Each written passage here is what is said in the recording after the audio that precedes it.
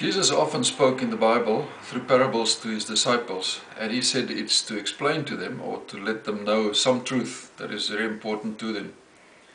The one that he spoke about that has come back to me quite often nowadays, it's the one about where a man had 99 sheep safely tucked away and one was lost.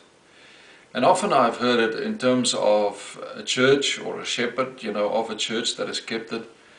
But when I think of Africa and some of the different statistics we have nowadays about Africa and the lost tribes in Africa, the unreached ones, then I realize Jesus had quite a very important way in looking at the ones that are lost.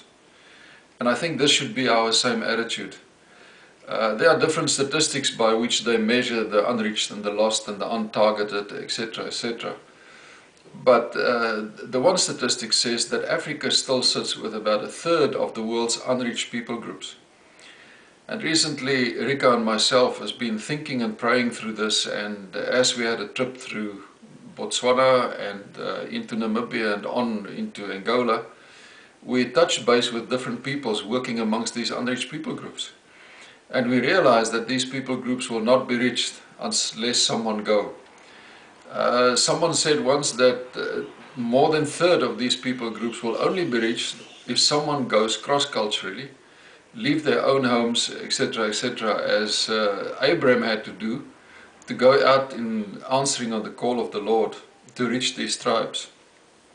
For me, we look at Africa and I remember so many tribes that we've reached already, people groups that we've spoken into and translating the Bible, even have some education going amongst them. But the more important thing is those that has not been reached yet. In Southern Sudan recently, one of our teams went in there and they walked apparently 8 to 9 hours from the northern border of Uganda. They got to a little village where they heard there was this group that was gathering, and they found them without a Bible, and yet they were all believing. And then I realized how many times we have lots of Bibles in our houses, in our churches, and we hardly ever read them. And they could bring the good news to them.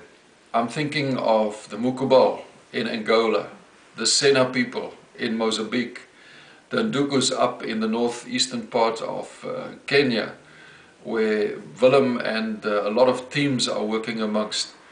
And even in Nigeria we still have tribes that are not reached. And I want to encourage you today. It seems to me that often enough, even in the YWAM schools, our teaching, our preaching, everything is about us, it's about our convenience, it's about restoring ourselves and so on, which is true. But I believe if God has saved someone and they got a call from God, they have a vision that they can go out there, young and dangerous and stupid and zealous for Jesus, even single as well, like I used to be one time, and that we go and preach the gospel to these unreached peoples. I want to challenge you today, especially where you may be in a church, in a mission organization, or even the YWAM base. Leave the 99 and check for that one that is lost, because it seems like the wrong way around, but I believe Jesus knew what he was talking about.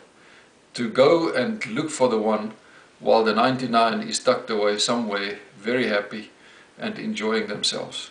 May God bless us and lead us as we see the Great Commission fulfilled in our generation.